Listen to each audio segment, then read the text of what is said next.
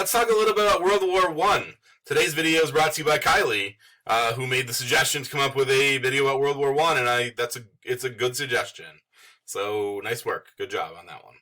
All right, let's talk a little quickly. When we talk about the wars, it's really not going to be necessary to get in the nuts and bolts of the actual battles. More than likely, the questions are going to be about why did they start and what are some of the results, what are some of the effects of the war. So we're not going to talk a ton about the fighting. I'll kind of give you the high points, the things that are big that maybe can show like momentum in the war, and maybe there's some monumental battles that maybe cause some long-term hard feelings. So we'll talk about it from that kind of respect. World War One, very simply, there was a lot of causes, and we just kind of talked about imperialism. Did the DBQ on imperialism, and really World War One had a lot to do with imperialism. There was a lot of hard feelings that came out of that era. During the era of imperialism, there was a lot of nationalism going on, where every country was striving to be the best. I want to be better than the next guy. It's all about keeping up with the Joneses. If they produce more goods than me, I want to meet and exceed what they do. If they get a colony, I want to get 2 colonies. If they have a bigger stockpile of guns, I want to meet that and I want to get past that. Okay, so this idea of nationalism really helped to drive World War One. Massive population increases. There was in Europe, a lot of overcrowding. So countries had a huge population and really nowhere for them to go. So this caused a lot of frustration, a lot of hard feelings. There was a lot of industrial competition. So all these European countries are industrializing, and they were fighting for markets, fighting for natural resources. So they really wanted to be the best economic countries as well. Imperialism. They wanted to have more territory than everybody else. There was an old saying that the sun never set on the British Empire, meaning that Britain had so many colonies that somewhere it was light in one of those colonies. The fact that they were all over the world. So everybody was striving for kind of that goal. Like they wanted to have empires that big and really bigger, truth be told. And the arms race. There was a lot of technological advancement during this time period. So every country was stockpiling guns and as much equipment and ammunition as humanly possible. So all of this, imperialism I talked about a little bit last week. Out of imperialism came a lot of mistrust among a lot of nations.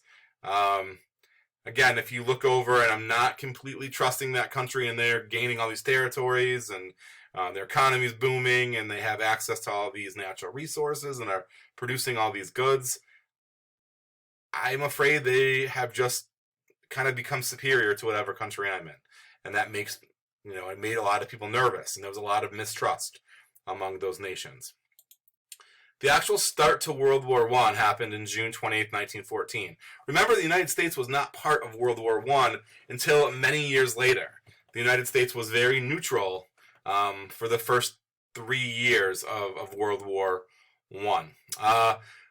What ended up happening is Archduke Franz Ferdinand of Austria-Hungary was shot and killed, assassinated by a man named Gavril Princip, who worked for a terrorist group called the Black Hand. From Serbia. So Austria-Hungary declared war on Serbia in 1914, as we can see. Let me move my face out of this writing. At this time, there were tons and tons of alliances with other countries. And as Austria-Hungary declares war on Serbia, this kind of ignites a chain reaction of, well, I'm going to join in on your side, and if you join on that side, then another country is going to join in on the other side. And they kind of fell like dominoes. So as soon as Austria-Hungary declares war on Serbia, Russia, who was allies with Serbia, kind of starts to mobilize their armed forces. Seeing that, Germany gets a little nervous, knowing full well they're aligned with Austria-Hungary, so they get their ducks in a row, and eventually, like 4 days later, Germany declares war on Russia. Germany declares war on France then. Germany invades Belgium, and Britain declares war on Germany. So you can see kind of the sides forming, and all this really happens in about a week's time. So all of a sudden, we go from a squabble between these two countries to almost, these major players in Europe. Uh, Here's how they kind of aligned themselves. The Central Powers. So we got Austria-Hungary, who kind of started this off. Germany, who's aligned. Like I said, they kind of came to the defense really quickly. Italy, who I have with an asterisk next to it, because Italy kind of flip-flop sides. So they joined the winning side later on, but they start out on the Central Power side. The Ottoman Empire, which is now present-day Turkey. Bulgaria also was on the Central Power side. Okay, so we got that going on. The Allied powers had Serbia, Russia, like we talked about, was aligned. Britain and France, who Germany kind of drug France into the war, and then Great Britain declared war on Germany.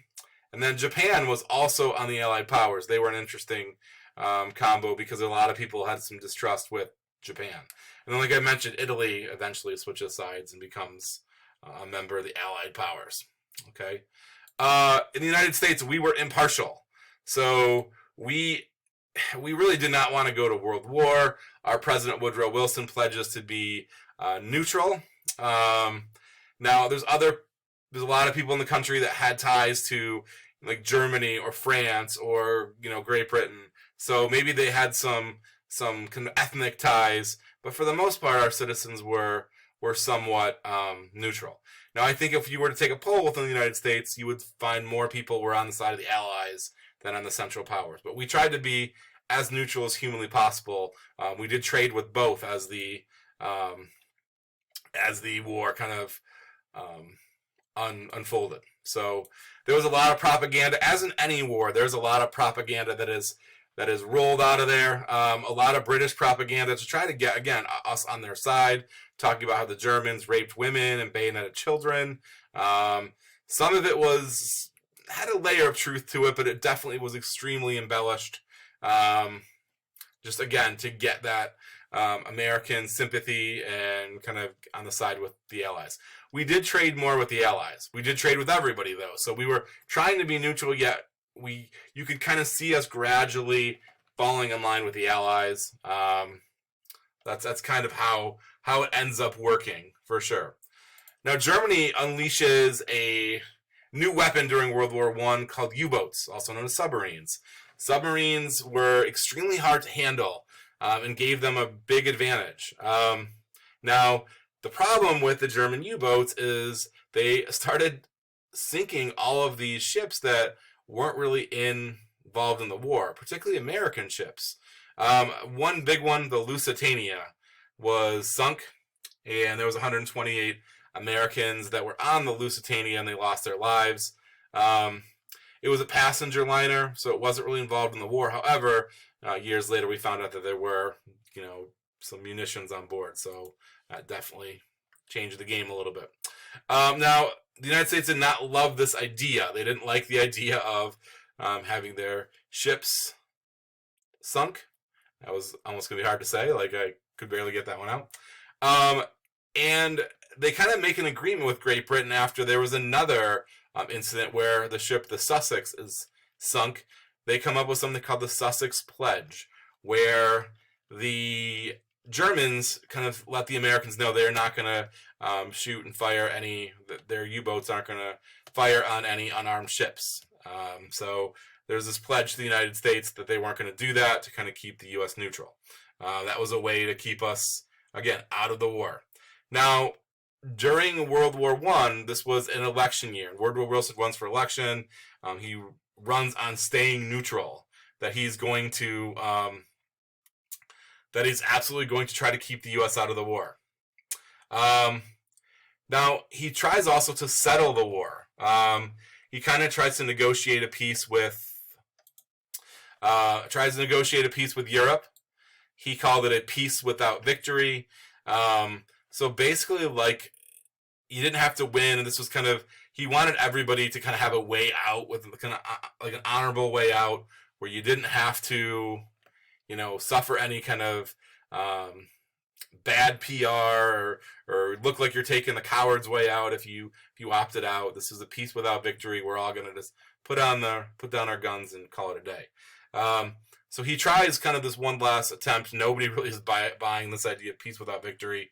So it doesn't really work very well for old Woodrow Wilson. Here's what actually ends up getting the U.S. into the war. Two things actually happen. Germany really feels like they're about to win the war, and they're probably winning. So what he does, or what Germany does, is they abandon this idea of the Sussex Pledge. They think that it doesn't really matter. They're just going to open fire on whatever they see on the seas, thinking if they make the Americans mad, the war would be over well before the Americans could kind of gather themselves, kind of get enough supplies and get themselves organized to enter the war. So they abandon the Sussex Pledge and basically say, like, we're going to go after everybody. We're going to end this thing quickly as possible. The other thing they do in order to try to keep the Americans occupied and buy them some time is Germany tries to get Mexico into the war. Obviously, Mexico is our neighbors to the south. So Arthur Zimmermann, who was a representative of the German government, sends a note to Mexico. In the meantime, it falls in the Americans' hands, so we intercept it and we figure out what they're doing. Basically, what Zimmermann was doing, and this is known as the Zimmermann Note, is they are making this deal with Mexico, or making this offer to Mexico that, hey, if you engage in war with the United States, basically keep us occupied so we don't go over in Europe and start fighting. We don't throw our allegiance behind the Allies. So if Mexico keeps us occupied, when Germany wins the war, they would give Mexico some territory in the United States, particularly the part of Texas that they lost. That was one of the spots that were kind of negotiated for. This does not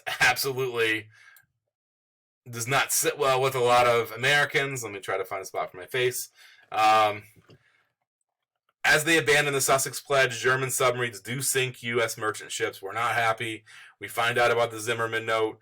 Not happy. So finally, in the spring of 1917, like I said, about a little shy of 3 years after it started, the U.S. declares war on Germany, and they enter World War I officially. Now, again, Germany doesn't think that it's going to be possible for the United States to enter very quickly.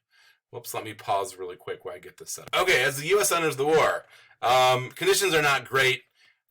We have, again, new technology. Machine guns are pretty prevalent, tanks, poison gas, that sort of thing.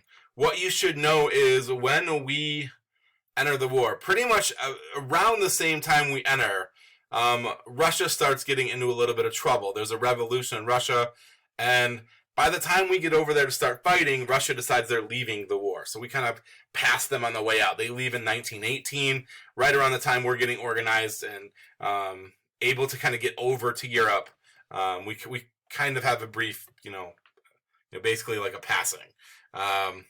Now, Russia leaves the war because of like their revolution, and they negotiate a treaty with Germany, and Germany absolutely takes advantage of Russia. They take about a quarter of its population. They take territory that encompasses about a quarter of their population. So they take control of Poland, the Ukraine, Finland. They really like rake Russia over the coals in this treaty to end Russia's kind of participation in World War I. So as we're going to negotiate the end of World War I, people remember Germany taking advantage of Russia and absolutely dictating the terms of the peace. I'm going to end this video, and I'm going to have like a part 2 of kind of how it plays out in the end game of World War I. I think that would probably be the best way to go. Okay, I will see you soon.